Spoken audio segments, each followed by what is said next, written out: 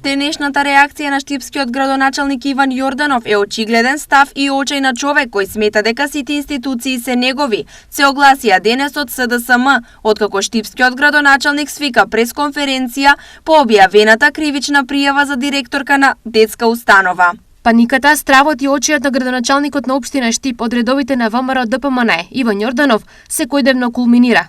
Јорданов мисли дека сите го протежираат неговиот начин на работење. Се што е твое е и мое, но она што е мое не е твое, и мисли дека институциите се негова лична собственост.